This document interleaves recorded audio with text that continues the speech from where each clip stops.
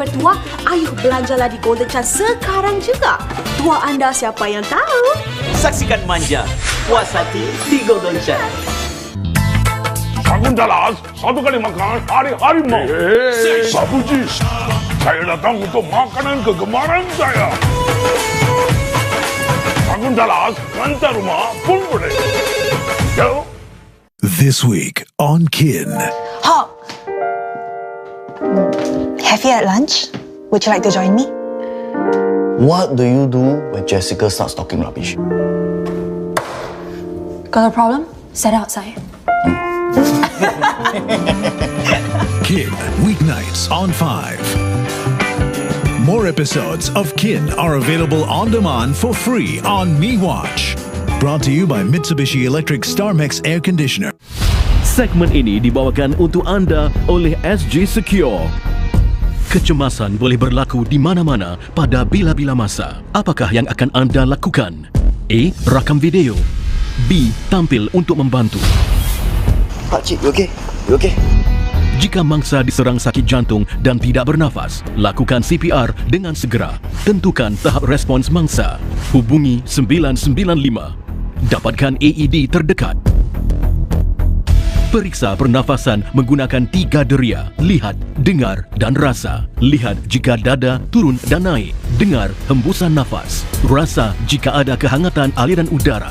Jika mangsa tidak bernafas, lakukan tekanan pada bahagian tengah dada sehingga ambulans sampai. Setelah AED tiba, teruskan CPR sementara orang lain gunakan AED pada mangsa. Shock advice, stay clear. Mengetahui apa yang perlu dilakukan sewaktu kecemasan boleh menyelamatkan nyawa. Respons kita penting. Kita pastikan Singapura selamat.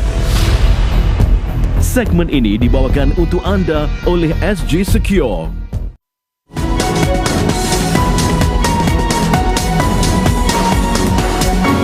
Bertemu kembali. Jumlah kematian kerana COVID-19 di Amerika Syarikat kini yang tertinggi di dunia.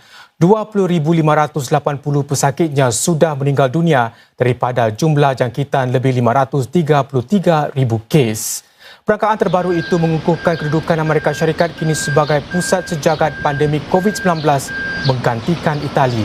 Terlebih daripada itu, buat pertama kalinya, kesemua 50 wilayah Amerika Syarikat kecuali Samoa yang ditadbirnya tertakluk kepada perisytiharan bencana besar yang diumumkan Presiden Trump. Langkah itu bagi membolehkan dana kecemasan digunakan untuk memerangi penularan virus COVID-19.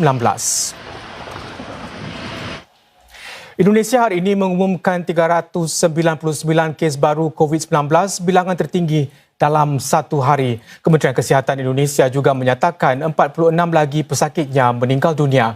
Bagi menghentikan penularan virus itu, pemerintah Indonesia telah mengenakan sekatan terhadap pengangkutan awam menjelang mudik lebaran. Semua bas, kereta api, pesawat dan kapal hanya boleh membawa separuh daripada jumlah maksimum penumpang masing-masing.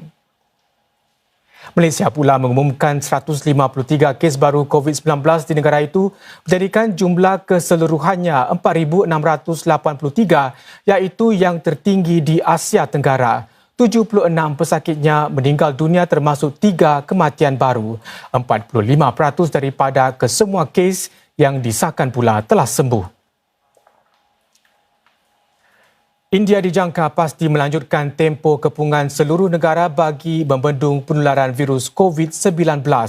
Ketua Menteri Delhi berkata Perdana Menteri Narendra Modi telah membuat keputusan itu selepas berbincang dengan para ketua menteri wilayah-wilayah India. Langkah kepungan di India sekarang selama 3 minggu dijadualkan berakhir Selasa ini. Para ketua menteri dilaporkan mahu ia dilanjutkan 2 minggu. India kini mempunyai lebih 8,500 kes COVID-19 dengan 289 kematian.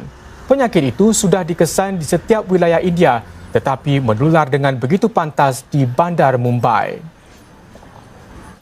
Arab Saudi pula melanjutkan perintah berkurung seluruh negara sehingga satu tarikh yang belum ditetapkan dalam usaha berterusannya memerangi pandemik COVID-19. Raja Salman mengeluarkan arahan itu sejurus sebelum tempoh perintah berkurung selama 21 hari berakhir tengah malam semalam. Perintah berkurung itu berkuat kuasa dari 3 petang hingga 6 pagi setiap hari. Bagaimanapun, hampir semua bandar utama termasuk Makkah, Madinah dikenakan perintah berkurung sepanjang masa. Kes COVID-19 di Arab Saudi kini berjumlah lebih 4,030 dengan 52 kematian. Dan kita kembali ke dalam negeri. Timbalan Perdana Menteri Heng Swee Keat berkata, bayaran kesepakatan disasarkan kepada keluarga-keluarga termasuk bukan warga negara tetapi mempunyai anggota keluarga rakyat tempatan. Ia bagi membantu mereka mengharungi keadaan tidak menentu sekarang. Lee Peng Heng berkata demikian dalam wawancara dengan saluran radio CNA 938 petang tadi. Beliau juga berkata sebanyak $9 bilion akan diagihkan kepada perniagaan dan isi rumah dalam bulan ini sahaja. Ketika ditanya tentang kemungkinan lebih banyak bantuan akan diberi kepada pihak perniagaan, Lee Peng Heng berkata mereka perlu menggunakan dahulu apa yang sudah disediakan. Lee Peng Heng juga menyentuh tentang keprihatinan kemungkinan gangguan bekalan sejagat akan berterusan selepas pandemik COVID-19 berakhir. Menurut beliau, sebuah pasukan bertindak telah ditubuhkan untuk meningkatkan daya tahan rangkaian bekalan. Pasukan itu diketuai Menteri Pembangunan Sosial dan Keluarga Desmond Lee serta Ketua Pegawai Eksekutif PSA International Tan Chong Meng. Lee Peng Heng mengakhiri wawancara itu dengan menggesa orang ramai supaya terus berdaya tahan dan mematuhi peraturan pemutus rantaian jangkitan COVID-19.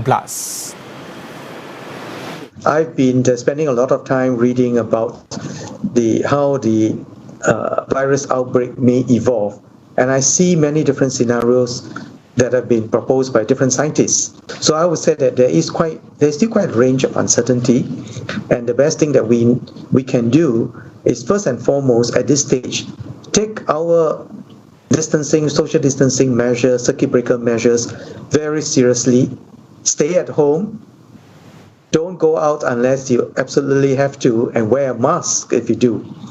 Because by doing that, we can break the transmission chain now.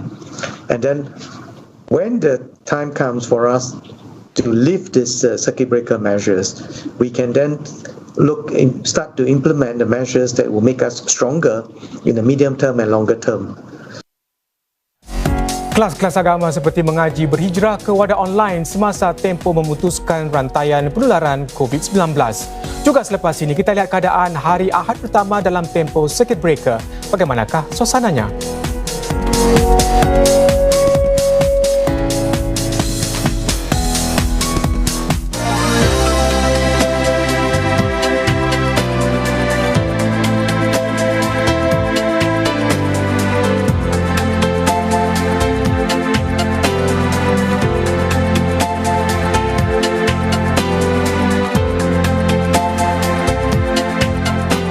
Laporan cuaca dibawakan oleh Mitsubishi Electric. Minggu lepas, 10 pelanggan bertuah Golden Chance telah memenangi hadiah wang tunai berjumlah $10,000. Minggu ini, 10 lagi akan memenangi wang tunai $1,000 setiap seorang. Anda rasa bertuah? Ayuh belanjalah di Golden Chance sekarang juga. Tuah anda siapa yang tahu? Saksikan manja, puas hati di Golden Chance. Cake Champion kembali. Siri realiti kegemaran ramai membuka tirai. Wah, memang tak percayalah sebab semuanya hebat-hebat. Musim ini, 12 peserta yang berbakat akan membuktikan kebolehan mereka di dapur Cake Champion. Saya akan ambil peluang ni untuk buktikan yang saya actually layak untuk berada dalam kompetisi ini lah. Namun, hanya seorang saja yang bakal digelar juara Cake Champion. Saksikan musim baharu Cake Champion mulai 14 April setiap Selasa 8:30 malam di Suria. Familiar scenes. Climate change is a super wicked problem. Recurring stories. If sea level rise gets too fast, then there's no engineering solution that can keep up. The global climate crisis is a fact, felt firsthand by millions. There is no need to re-elaborate and repeat the story over and over again. But ignoring it won't make the problem go away. We're headed to a 3.6 degree warming world by 2100. Time is not on our side. You know, there may come a time that you have nothing to adapt to. Can the world kick its addiction to carbon? The intervention begins now. Watch Carbon Conundrum on demand at cna.asia.